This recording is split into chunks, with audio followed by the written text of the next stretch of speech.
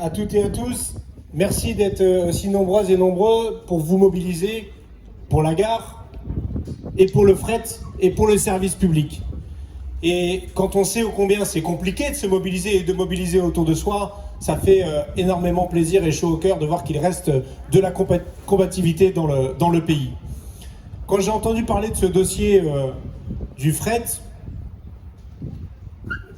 et qu'on nous a dit qu'il y avait la Commission européenne qui avait mis à l'amende la France, on a entendu le gouvernement dire qu'il n'y avait pas d'alternative, il fallait démanteler, il fallait redécouper comme ils font à chaque fois, par petits bouts, comme ils ont fait à France Télécom, ils ont fait dans toutes les activités de réseau, c'est la même recette à chaque fois. Au début, je me suis dit, elle est bien bonne celle-là, hein, parce qu'on peut faire différemment.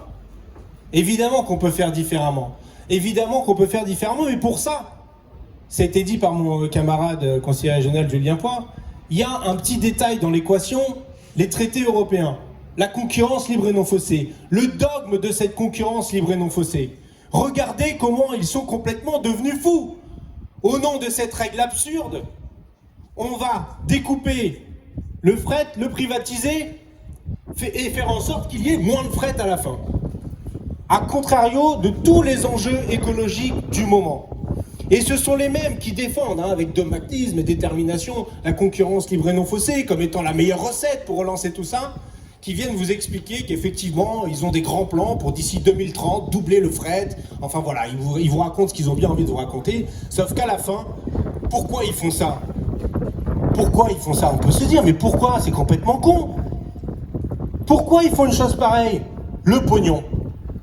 Le pognon, c'est tout le temps la même chose. Il y a bien un endroit des gens qui vont se mettre de l'argent dans les poches. Si c'est pas dans le fret parce que ça plonge et que même les entreprises privées ne prendront que ce qui est rentable, c'est dans le report sur le routier où là il y a du pognon à se faire.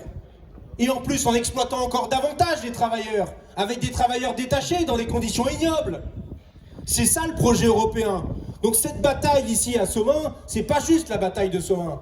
C'est la bataille pour la vision de la société que nous portons, de la solidarité entre les travailleurs, du respect de la dignité au travail et de la lutte contre le dérèglement climatique. C'est tout ça à la fois. Et c'est pourquoi je veux vous redire un grand bravo et la grande fierté que j'ai d'être là devant vous aujourd'hui. Bravo à toutes et à tous. Et au-delà de désobéir aux traités, ce dont on a besoin, la deuxième leçon, c'est qu'on n'arrivera pas à atteindre les objectifs s'il n'y a pas de planification. Il faut de la planification pour organiser tout ça, pour savoir où on met les gares, lesquelles on développe, où on met les entreprises aussi. Et c'est peut-être ça qui les emmerde. De se dire que telle entreprise, elle ne pourra pas s'installer comme elle veut parce que ce ne sera pas les bonnes conditions de production écologique, acceptables pour toutes et tous. Oui, c'est tout ça qu'il faut qu'on tienne.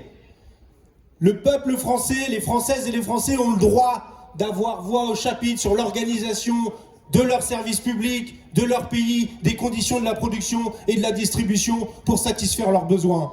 Et que ce soit convenable écologiquement. Voilà le message que nous portons.